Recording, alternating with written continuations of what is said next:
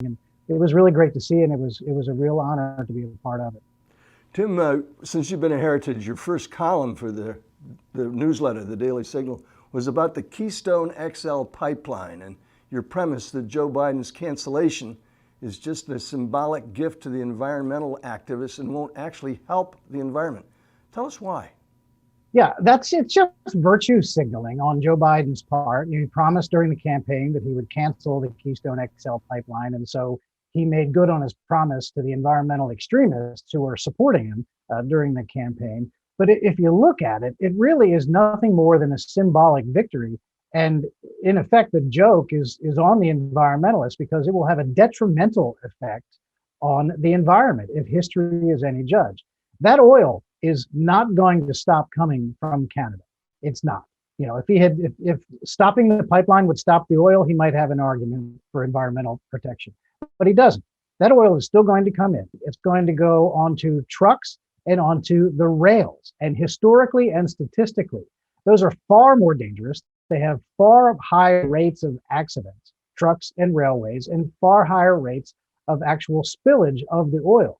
So that oil is coming into the country anyway. It's just going to be coming in by a more dangerous means. And so Joe Biden was willing to sacrifice 11,000 jobs here in this country, 1,000 people who were already working and then laid off immediately because of the cancellation, and 10,000 jobs that will now never be created. And he was willing to make that trade, make the environmentalists happy for an environmental that really has a detrimental impact in exchange for 11,000 American jobs. Pretty bad trade, in my view, and really just virtue signaling on Joe Biden's behalf. It seems to me that what's happening is that Biden is simply attempting to roll back everything that Donald Trump did, whether it was domestically or internationally. Am I getting this wrong? No, you've got it exactly right. And I think, I'm still in touch with a lot. Before the campaign, I served for 2 years in the Trump administration under Agriculture Secretary Sonny Perdue as his communications director. And I talked to career federal employees, not political ones, but career people who have been in the government for a long time. And the Biden team is coming in and just overturning Trump policies out of hand because they have the Trump label on them and reverting in many cases back to the way things were done during the Obama years. And it's almost just out of spite, simply because they don't like President Trump. And so they're undoing everything he did just because. But when it comes to other serious things, which you'd think would require a little bit of thought, like immigration enforcement, enforcing our borders, the way we handle ourselves on the world stage, getting back into the Paris Accord, which is another economy killer, which will have no impact on global climate whatsoever. So if they think they're doing something right, they're in fact not. So they're overturning all these things that the Trump years brought us all that economic prosperity, the best economy that anyone alive can remember prior to the pandemic, of course, and they're just undoing it. Some cases it's differences, which are disastrous. But I fear that in many cases, they're doing it just out of spite because they really just don't like Donald Trump. I look at some of the regulations that Donald Trump basically cast off so that you could do business in America. You didn't have to wait 2 years to get an environmental impact statement done on a hanging up a stoplight or something. I look at Biden is going to come back to us with all of that and make it even harder for small businesses to get going and get back up on their feet after the pandemic. Sure. Is that a reality check on what the heck is happening here?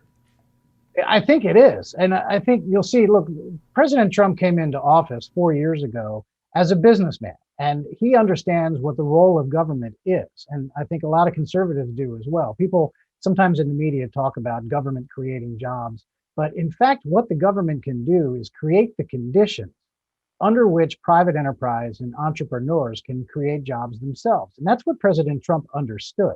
He got government out of the way as much as possible, tens of thousands of regulations, and freeing up small businesses and private enterprise to do what they do best, and that's create commerce and create jobs. Capitalism is the greatest economic system ever devised in mankind. It has provided more wealth to more individuals than any other system that has ever been tried. And I just don't think the Biden team understands that. Their first reaction to everything is, what can we do to regulate it? And what that means is what they're going to do to stifle it and kill job creation. And I think you'll see it. It starts on the environmental side for sure. And I think you'll see it with farmers. I have my experience working at USDA with Sonny Perdue.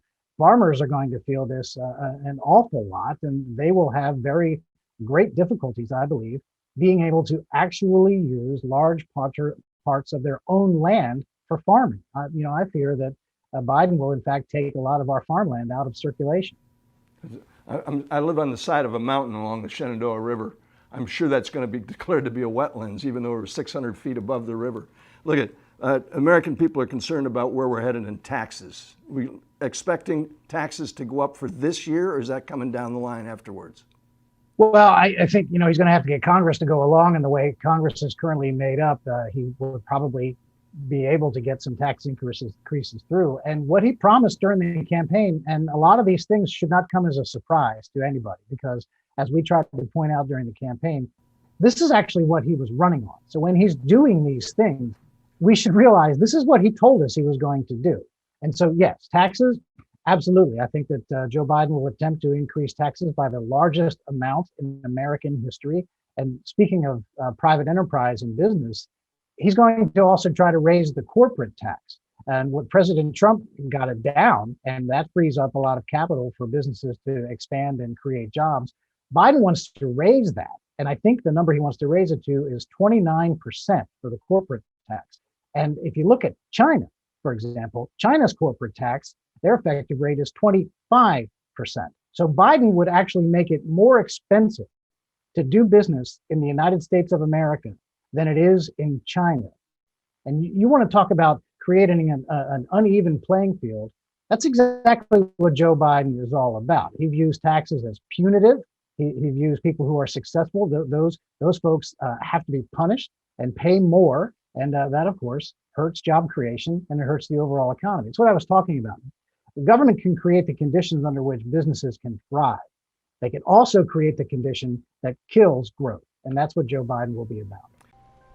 Thanks for watching the Heritage Foundation's YouTube channel. With more than 500,000 members, we are the nation's largest conservative research and education institution.